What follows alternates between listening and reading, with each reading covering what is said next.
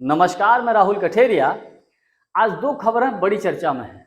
पहली खबर यह है कि प्रधानमंत्री मोदी जी अगले 48 घंटों के लिए योग साधना कर रहे हैं, यानी कि उन्होंने मौन धारण कर लिया है कन्याकुमारी में।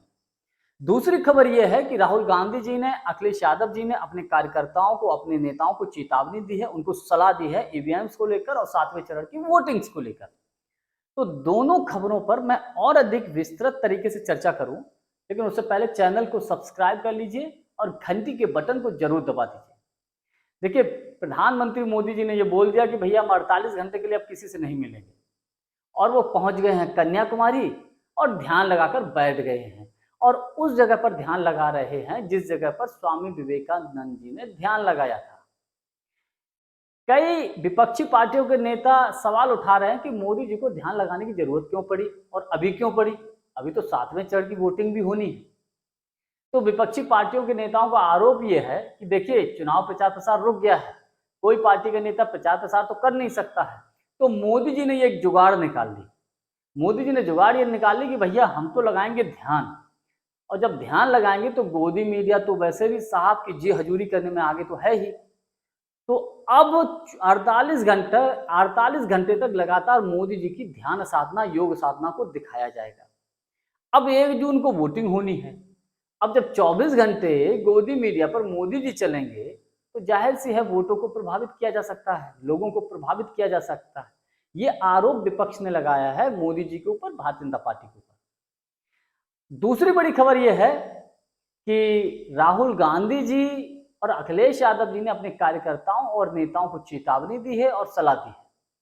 सलाह यह दी है कि जब तक कल अंतिम चरण की वोटिंग ना हो जाए तब से लेकर, और जब तक स्ट्रांग रूम में ईवीएम रखने तक, और वहां पर जब 4 जून को काउंटिंग होगी और काउंटिंग होने के जब प्रमाण पत्र मिल जाए तब तक कार्यकर्ताओं को, नेताओं को वहीं पर जमे रहना है।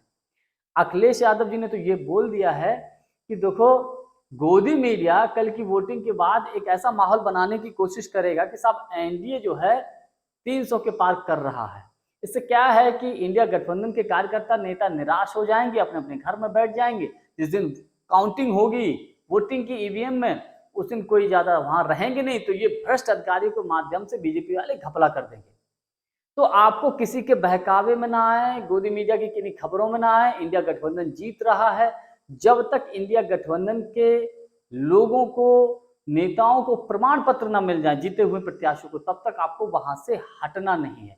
यही बात राहुल गांधी जी ने दोहराई कि जब तक वोट ना पड़ जाए और जब ईवीएम पर आपको लगातार जब ईवीएम में काउंटिंग हो, अपनी आंख गड़ाकर ईवीएम पर नजर बनाकर रखनी है। ये राहुल गांधी जी ने भी अपील की है और इसमें भी कोई दो राय नहीं है।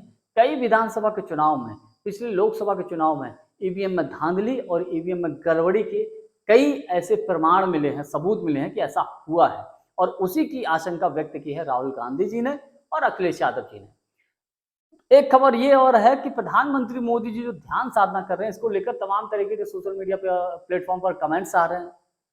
सोशल मीडिया के प्लेटफॉर्म एक्स पर लोग लिख रहे हैं कि प्रधानमंत्री मोदी जी नौटंकी कर रहे हैं वोटों के चक्कर में, और नौटंकी वर्ड जो है एक्स पर ट्रेंड भी कर रहा है।